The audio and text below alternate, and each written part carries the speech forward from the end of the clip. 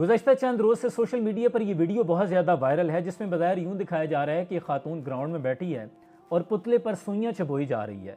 यानी सामने खेलते हुए प्लेयर पर वो जादू करने की कोशिश कर रही है। जादू की हकीकत क्या है? कुरान हकीम में इसका जिक्र यूँ आता है, अल्लाह ने इसे सहर कहा है, जिसे हम जादू कहते हैं। और सहर के बुनियादी माने ही ये हैं कि जो कुछ आपको दिखाया जा रहा हो हकीकत में वैसा ना हो। हज़रत मूसा अलैहिस्सलाम जब अपने भाई हारून के साथ फ़िरौन के दरबार में गए और उन्होंने सामने जादूगरों को कहा कि जो कुछ तुमने डालना है वो डालो, तो उन्होंने अपनी रस्सियाँ डाली जो कि सांप की शक्ल इख्तियार कर गई, जबकि हकीकत में वो सांप नहीं थे।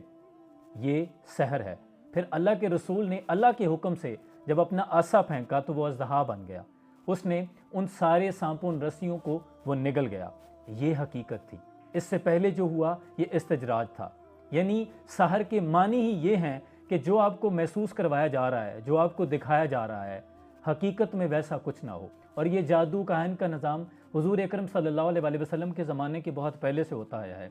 यानी सूरह बकरा के अंदर आता है कि ये अहद सुलेमान की बात है। कौम बाबल की तरफ जब हारूत और मारूत उतारे गए तो ये दो फरिश्ते थे जो बाजार में बैठकर लोगों को जादू के मतलब बताते थे।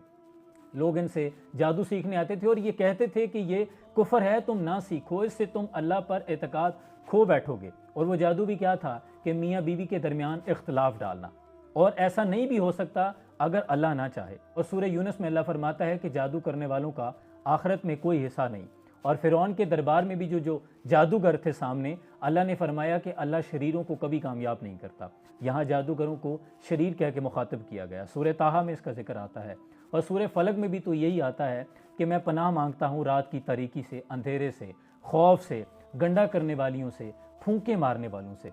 अक्सर लोग ये बात करते आम नज़र आते हैं कि अल्लाह के नबी पर भी तो जादू हो गया था, जादू बरहक है।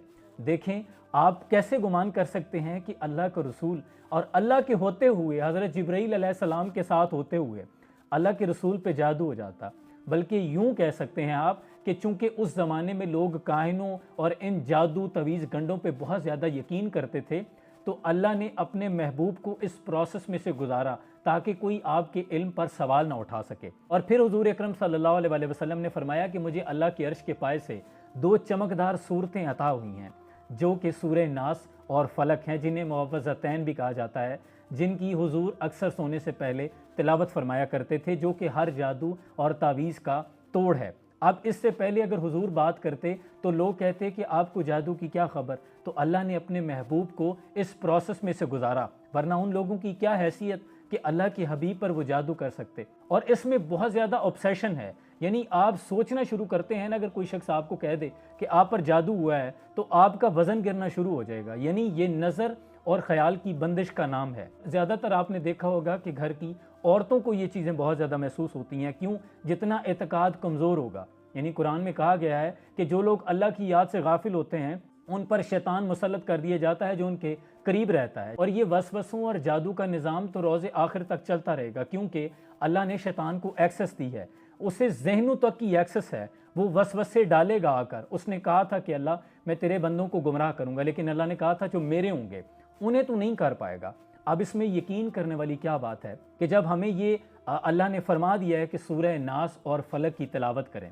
अब जिसका ईमान मजबूत है, फिर सूरह नास और फलक के बाद आपका इन चीज़ों पर एतबार नहीं रहना चाहिए। लेकिन बहुत से लोग हैं जो शैतानी ताकतों को बहुत ज़्यादा ताकतवर कर देते हैं। मिसाल के तौर पर एक मरतबा ऐसा हुआ कि हुजूर अकरम सल्लल्लाहु अलैहि वसल्लम और एक सहाबी रसूल चल रहे थे कि उन्हें ठोकर लगी और गिरने लगे, तो उन्होंने कहा शैतान ने मुझे ये ठोकर लगा दी।